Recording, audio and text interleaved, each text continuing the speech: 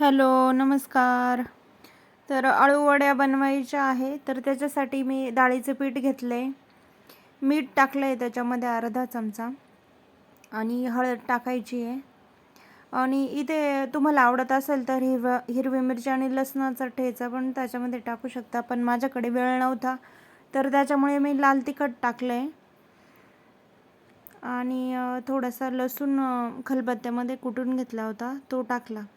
आणि याच्यासाठी मी चिंच गुळाचं पाणी पण केलं आहे, तर ते पण मला टाकायचं आहे. कारण चिंच गुळामुळे काय होतं, चिंचेमुळे असा आंबट गोडपणा अळूवडीला येतो आणि खाताना एकदम छान अशी लागते मस्त अळूवडी. वरण भाताबरोबर किंवा खिचडीबरोबर अळूवडी केली तर छानच मस्तच, मग भारी लागते एकदम. तर असं चिंचेचं जे पाणी होतं ते मी त्याच्यामध्ये ॲड केलं आहे. आणि असे बाजारातून भाजीला गेल्यावर हे अळूचे छान असे पानं आणले मी. तर नेमकं काय झालं, पीठ थोडं जास्त झालं होतं आणि पानं कमी पडली होती माझ्याकडून, असं झालं होतं.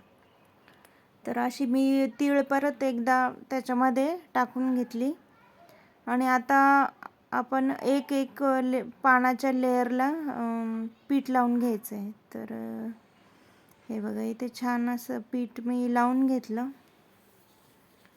तर तुम्हाला अळूवडी आवडते का? तर तुम्ही कोणत्या पद्धतीने करता बरं अळूवडी, नक्की सांगा. तर इथे दुसरं पान पण मी ठेवून घेतलं आहे. तर अशा लेअरच्या अळूवड्या जर केल्या तर छान लेअर पडतं आणि तळल्यानंतर पण त्या मस्त खुसखुशीत होतात, क्रिस्पी लागतं एकदम. तर इथे मी 3 पानं ठेवले, 3 पानांची लेअर केली आणि ते फोल्ड करून आता भांड्यामध्ये लावून द्यायचे. तर मी कढईमध्ये, माझ्याकडे कढई होती पण ती चाळणी बसत नव्हती त्याला, तर मी आपल्या इडलीच्या भांड्यात प्लेट ठेवूनच त्याच्यामध्ये लावून दिली. छान वाफ येते इडलीच्या भांड्यामध्ये पण. आणि वाफ आल्यानंतर इथे छोटे छोटे कट करून घेतलं आहे मी.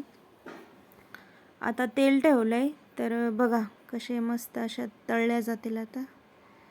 तर छान अशी अळूवडी झाली आहे बघा, तळते ती. तर मस्त मध्यम गॅसवरच तळायची आहे. तर छान अशी अळूवडी तयार झाली आहे. वरण भाताबरोबर तोंडी लावण्यासाठी छान असा पदार्थ आहे हा, नक्की ट्राय करा. आणि एकदम छान अशी कुरकुरीत झाली होती मस्त. आणि चिंचेचा वापर जर केला तर मस्त अशी आंबट गोड अशी अळूवडी लागते. तर व्हिडिओ आवडला असेल तर लाईक करा, कमेंट करा, शेअर करा. तर सांगा बरं कसे वाटते अळूवडी.